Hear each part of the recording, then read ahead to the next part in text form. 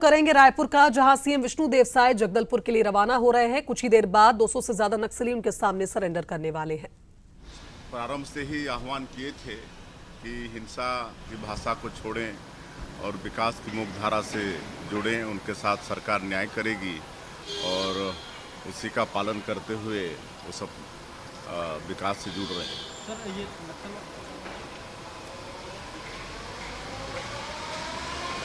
ही विकल्प है। मुख्यमंत्री विष्णुदेव साय ने ये कहा और उन्होंने कहा कि लंबे वक्त से सरकार नक्सलियों से यही चाह रही थी कि वो सरेंडर करें, आत्मसमर्पण करें और मुख्य धारा से जुड़े। यही कारण है कि पुनर्वास नीति में लगातार और भी ऐसी चीजों को बढ़ाया जा रहा था जिससे नक्सलियों को प्रेरित किया जा सके कि अब वो हथियार छोड़ें और एक सही मार्ग पर आगे बढ़े, बस्तर की तस्वीर बदले।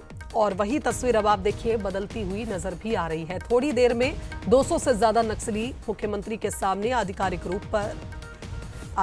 तौर पर हथियार छोड़ने वाले हैं, हथियार डालेंगे। और ये भी आपको बता दें कि कुछ नक्सली जिनका ये कहना है कि हम सिर्फ हथियार छोड़ रहे हैं, संघर्ष अभी भी जारी रहेगा। तमाम नक्सलियों की तस्वीरें अभी हमने आपको दिखाई थी। बसों से उनके जगदलपुर के कार्यक्रम स्थल पर पहुंचने का सिलसिला जारी है। फोर्स तैनात है, भारी पुलिस फोर्स, तमाम जवान, तमाम बटालियन के जवानों को यहां तैनात किया गया है।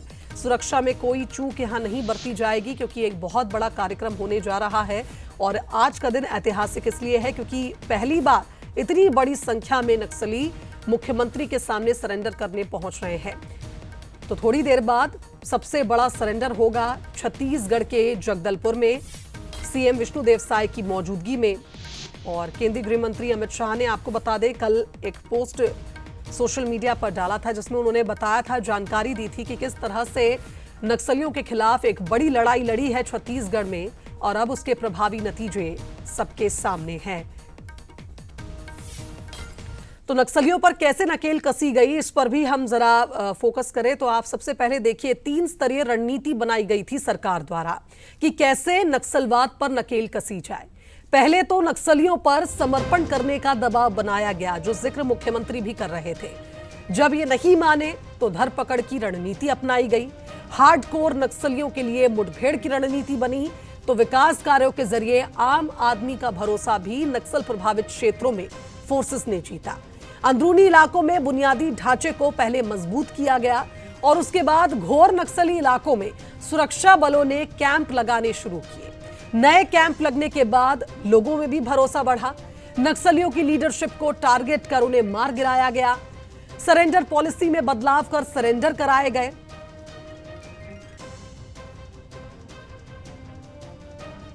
आज छत्तीसगढ़ ही नहीं, देश के लिए आज के इस दिन को ऐतिहासिक दिन कह सकते हैं।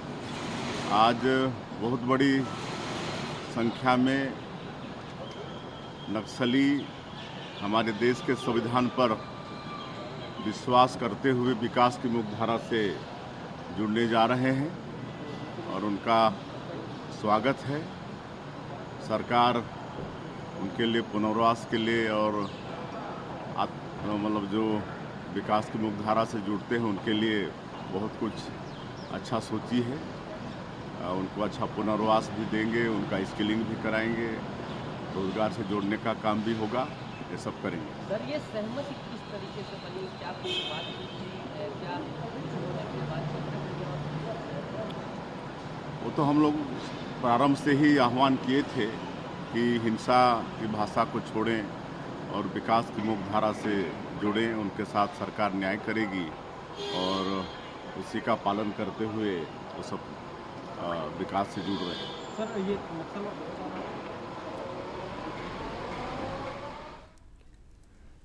तो देखिए छत्तीसगढ़ में नक्सलवाद अब अपने अंतिम चरण में है और आज नक्सल ऑपरेशन से नक्सली जिस तरह से भयभीत हुए हैं, सबसे बड़ा माओवादी आत्मसमर्पण होने जा रहा है। मुख्यमंत्री ने जगदलपुर रवाना होने से पहले ये बातचीत की और हमारे साथ रायपुर ब्यूरो चीफ गौरव शुक्ला इस वक्त जगदलपुर से लाइव जुड़ रहे हैं, उनका रुख कर लेते हैं। गौरव, ऐतिहासिक दिन है और ये जो आंकड़े हैं लगातार बढ़ रहे हैं। अभी हमें रजत बता रहे थे कि 210 नक्सली फिलहाल ये माना जा रहा है कि आज सरेंडर करेंगे।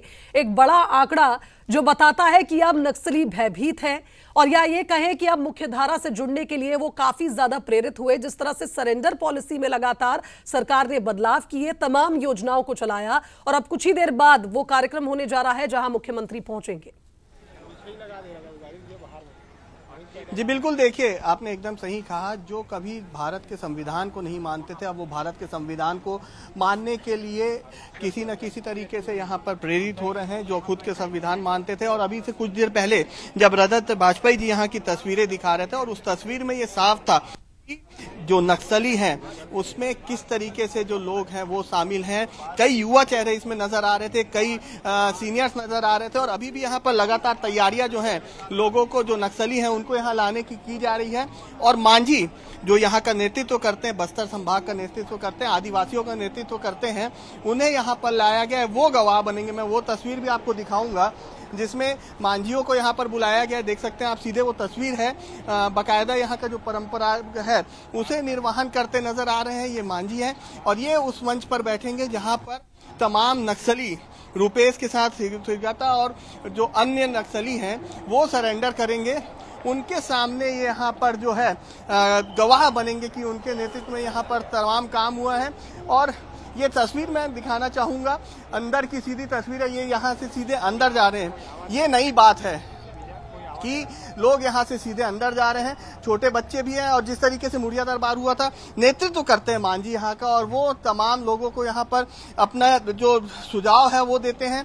तो कहीं ना कहीं जिस तरीके से सीएम साहब ने भी दोहराया कि ये बड़ी बात है, तो छत्तीसगढ़ के लिए बड़ी बात है, पूरे देश के लिए बड़ी बात है कि 210 नक्सली जो है उन्होंने यहाँ पर समर्पण किया। माड़ एरिया जो है वो पूरी तरीके से नक्सल मुक्त हो गया है।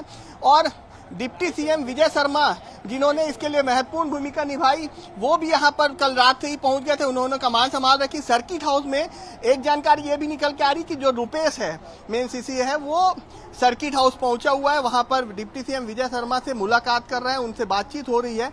तो कहीं ना कहीं बातचीत हो रही है तो ये भी साफ है कि आने वाले समय में और किस तरीके से इन जो समर्पित नक्सली हैं उनके माध्यम से कैसे और लोगों को यहाँ पर वापस मुख्य धारा से जोड़ने का काम किया जाए, ये भी देखा जाएगा। और जो पुनर्वास नीति है, पुनर्वास नीति छत्तीसगढ़ सरकार की, वो कहीं ना कहीं लोगों को प्रेरित करी। और जिस तरीके से सीनियर कैडर्स की यहाँ पर मारे जा रहे हैं, बड़े बड़े सीनियर कैडर्स जो मारे जा रहे हैं, चाहे बसव राजू की बात कर लें, अन्य जो बड़े सीनियर कैडर्स मारे गए हैं नक्सलियों के, तो जूनियर और जो बचे हुए कैडर्स हैं, जो बचे हुए नक्सली, उनमें ये डर है कि कहीं इस तरीके की घटना में उनकी भी मृत्यु ना हो जाए। और मुख्य धारा से जुड़ने के लिए तमाम लोग अब यहाँ पर वापस आ रहे हैं और कुछ देर का समय है, लगभग आधे से पौन घंटे में सीएम यहाँ पहुंच जाएंगे और कार्यक्रम शुरू होगा। और अलग अलग 2-3 कार्यक्रम मुख्यमंत्री के इसी संबंध में आज यहाँ पर जगदलपुर में है। जी बिल्कुल गौरव, एक बात और ये देखने को मिली है कि जब से इस तरह की सरेंडर पॉलिसीज पर काम शुरू हुआ, नियत नीलानार योजना को बार बार कहा जा रहा है कि यही एक बहुत प्रभावी योजना रही है जिसने अंदरूनी इलाके में तस्वीर को बदला है। अगर हम बात करें नक्सलियों की जो आज सरेंडर करने वाले हैं, रुपेश ने जब वीडियो नोट जारी किया तो उसमें उसने स्पष्ट किया कि हथियार छोड़ रहे हैं लेकिन संघर्ष जारी रहेगा। आज के इस कार्यक्रम में इन तमाम बड़े कैडर के नक्सलियों से क्या इस पर भी विचार विमर्श किया जाएगा कि आगे वो क्या चाहते हैं? क्योंकि उनका यह मानना है कि हमारे खाने को लाले हो गए, मौत को घबरा रहे हैं उनके तमाम साथी नक्सली और यही वजह है कि वो शांति वार्ता की अपील आए दिन करते आए। इससे पहले भी कुछ नोट जारी हुए थे शांति वार्ता के, तो उस पर सरकार का रुख साफ था कि बोली और गोली एक साथ नहीं हो सकती, गोली छोड़िए। यही वजह है कि आज हथियार छोड़े जा रहे हैं। लेकिन क्या अब आगे ये देखने को मिलेगा कि जो साउथ बस्तर एरिया अभी प्रभावित है नक्सलियों से, वहां पर भी कहीं ना कहीं तस्वीर बदलेगी? क्योंकि हथियार छोड़कर अगर आप बात करने आएंगे तो निश्चित तौर पर सरकार बात करने के लिए तैयार है। जी शुभांगी, देखिए जिस तरीके से आपने बात कही कि शांति वार्ता के लिए इन लोग और आगे आएंगे, क्या जो नक्सली आज समर्पित किए हैं रूपेश, वो ऐसा है जिन्होंने 6 साल पहले ही शांति वार्ता के लिए पत्र लिखा था। मतलब 6 साल पहले से ही इनके द्वारा बातचीत की कोशिश की जा रही थी, लगातार बातचीत भी हुई, लेकिन कुछ दौर ऐसे आए कि सरकार और नक्सलियों के बीच में जो शांति वार्ता की बातचीत थी वो सफल नहीं हो पाई। और जिस तरीके से अभी पिछले दिनों 3-4 पत्र आए, उसमें भी विरोधाभास देखने को मिला। एक कमेटी के सदस्य कुछ कह रहे हैं और दूसरे कमेटी के सदस्य कुछ कह रहे हैं, ये देखने को मिला था। लेकिन इन सब के बीच में जिस तरीके से गृह मंत्री अमित शाह ने कहा था कि 2 बातें एक साथ नहीं हो सकती, यदि वो हथियार छोड़ते हैं और हथियार को लेकर आते हैं तो उनके लिए रेड कारपेट बिछाया जाएगा, उनके लिए सरकार पूरी व्यवस्था करेगी। यहां तक की बातें यहां पर हो गई थी और कहीं ना कहीं उसका असर भी देखने को मिल रहा है। लगातार 2 दिन में 250 से अधिक नक्सलियों को सरेंडर करना इस बात को बताता है कि जो टारगेट लेके केंद्र और राज्य सरकार चल रही है, जो डबल इंजन की सरकार टारगेट लेके चल रही है, वो टारगेट मार्च 2026 से पहले यहां पर पूरा होता नजर आ रहा है। खुद गृह मंत्री छत्तीसगढ़ के जो है विजय शर्मा, उन्होंने कहा था कि इसके लिए तैयारी भी पूरी है और हम सबके लिए रेड कारपेट भी बिछा कर रखेंगे ताकि वो वहां नक्सलवाद को छोड़े और मुख्य धारा से जुड़कर बस्तर का विकास करें, अपना विकास करें और आने वाली पीढ़ियों का भी विकास ये करें। लेकिन जिस तरीके से एक बड़ी बात अमित शाह ने और कही थी कि नक्सलियत समाप्त हो जाएंगे लेकिन उनकी विचारधारा समाप्त नहीं होगी, उस विचारधारा को भी समाप्त करने की जरूरत है। तो कुल मिलाकर यह भी कहा जा सकता है कि जिस तरीके से माइंडसेट बना हुआ है नक्सलियों का, उसको भी बदलने की कोशिश जब यहाँ पर लेके आएंगे, जब नक्सली समर्पित होंगे तो पुनर्वास नीति के तहत जो रिहेबिलिटेशन सेंटर है वहां जब इन्हें लेके जाया जाएगा तो बताया भी जाएगा कि किस तरीके से मुख्य धारा से जुड़े, किस तरीके से वो लोगों के बीच में जाएं, अपने आप को कैसे प्रस्तुत करें। मतलब उनको फिर से नक्सली के दिमाग को हटाकर मुख्य धारा में जुड़ने और आम तरीके से रहने की यहाँ पर बातचीत होगी।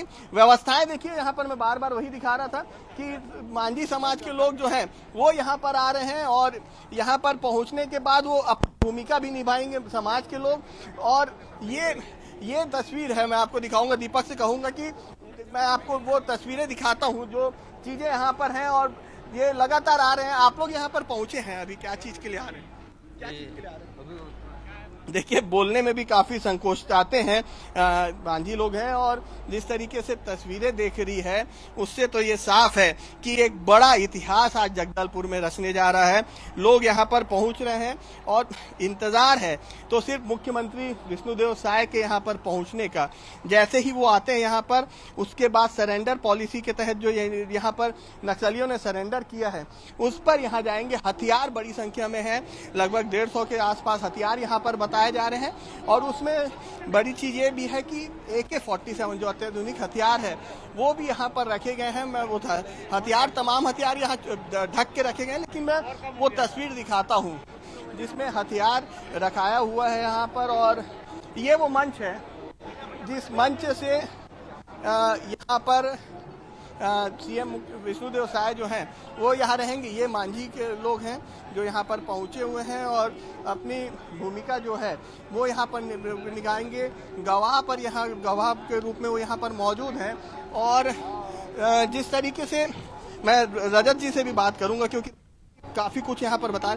मांझी भी यहाँ पहुँचे हैं, रजत जी क्या कारण है इनके यहाँ पहुँचने का? अलग अलग इसमें कुछ दिख भी रहे हैं, गुलाबी पगड़ी, लाल पगड़ी, इसका और नीला पगड़ी भी है। देखिए आप ये इन लोगों को जो देख रहे हैं गुलाबी पगड़ी पहने हुए, ये मुंडा बाजा का दल है। 30 सदस्यों का दल यहाँ पहुंचा है। मुंडा बाजा जो बस्तर दशहरा के समय में माता दंतेश्वरी को अपनी तरफ से एक ट्रिब्यूट देने के लिए बजाया जाता है। इसके अलावा आप देखिए जो लाल पगड़ी पहने हुए बैठे, ये बस्तर के पूरे 7 जिले से आए हुए मांझी, मुखिया और चालकी हैं। मैं आपको बताऊं, परगना प्रमुख होते हैं और एक बड़े एरिया को परगना घोषित किया जाता है। और राजशाही तंत्र के समय से यदि आप देखेंगे तो मांझी, मुखिया और चालकी, इन लोगों का काफी इंपॉर्टेंस रहा है। आज भी बस्तर दशहरा में जब मोरिया दरबार होता है तो ये ही वे लोग होते हैं, मांझी मुखिया लोग, जो सरकार के सामने, प्रशासन के सामने अपनी बात रखते हैं, इलाके की समस्याओं के बारे में बताते हैं, जरूरतों के बारे में बताते हैं और उसके बाद सरकारी स्तर पर यह फैसला लिया जाता है कि किस समस्या को लेकर किस तरीके का निदान करना है। कहने का आशय यह है कि ये जो बहुत बड़ा आयोजन है बस्तर में शांति बहाली की दिशा में जो एक नई शुरुआत हुई है, उसे लेकर के इन्हें भी पूरे आयोजन का साक्षी बनाया गया है। दादा जी, आपने अभी जब बस से नक्सल जो समर्पित किए हैं वो उतर रहे थे, उस दौरान आपने भी देखा उसमें कई युवा चेहरे हैं, कई ऐसे चेहरे हैं जो अभी मतलब अपने युवापन में पहुंचे हैं। उन्होंने हथियार थाम रखा था यहाँ पर, और जो मुखिया है रुपेश, वो भी यहाँ अभी पहुंचेगा, डिप्टी सीएम के पास है। ऐसी क्यों इस तरीके से ये चीजें आई? क्या मानसिकता अभी भी स्थिर नहीं हो पाई है? जी, समय लगेगा। आइडियोलॉजी की बात है, बहुत पुराना इतिहास है, ऐसे में ये समझा जा पुराना। अगर कुछ समय पहले की अगर बात की जाए, आपको याद होगा नक्सली बाल संगम तैयार करते हैं, ये मैसेज डिस्प्लेयर होने का काम करते हैं। इन्हें ये सिर्फ इस तरीके से ट्रेंड किया जाता है कि जो गतिविधियां चल रही हैं, फोर्स का जो मूवमेंट, सड़क बना रही है, पुल पुलिया बना रही है, उस टाइप की चीजों को देख करके वे वापस आकर के उसका इनपुट जो है वो नक्सलियों को दिया करते थे। ऐसे में यह समझा जा सकता है कि वे लोग भी जो है, उन्हें भी इस बात का अंदाजा है कि अब नक्सल पंथ जो है उससे किनारा कर लेने में ही उनकी भलाई है, क्योंकि जो भीतरी इलाके हैं वहाँ स्कूल खोले गए हैं, जो हॉस्टल्स हैं वो तैयार किए गए हैं, आश्रमशालाएं खोली गई हैं। ऐसे में सरकार की योजनाओं के प्रति उनका भी भरोसा जो है वो स्वाभाविक है, इसलिए आज आपको वो साथ में दिखाई दिए। ये आखिरी है या इसके बाद और कई बड़े नक्सली आएंगे? जैसे आपने बिल्कुल बताया गौरव, कि आप लोग तेलंगाना बातचीत भगा जारी है। रखिए। और पुनर्वास से पुनर्जन्म, एक बहुत अच्छी बात मंच पर लिखी हुई है। और इस बीच अब आपको सुनाते हैं कि सरेंडर करने वाले नक्सलियों का क्या कुछ कहना है। हमारा मांगों को लेकर सरकार के पास हमारा मांग सरकार के सामने रखे, तब सरकार ने हमारा मांगों के प्रति सकारात्मक प्रतिक्रिया व्यक्त की। हम ज़रूर आप लोगों को मांगों के बारे में सोचेंगे करके बताया। हम किसी जरिए से जो सरकार के साथ बात किए, उसमें मुख्य विषय हम आगे बढ़ने के लिए जो रुकावट जैसा है, वो मुख्य मांगे 3 मान लिया सरकार ने। अभी कर रहे हैं लेकिन वो मेल नहीं खा रही है, तो इसके वजह से इस बदलती हुई परिस्थिति के तहत हमने जो हमारे पुलित ब्यूरो कॉमरेड सोनू दादा ने अपने कैडर के लिए और जनता के लिए जो अपील पत्र जारी किए थे, और इसके पहले हमारे पार्टी की महासचिव ने भी लगभग 2025 अप्रैल में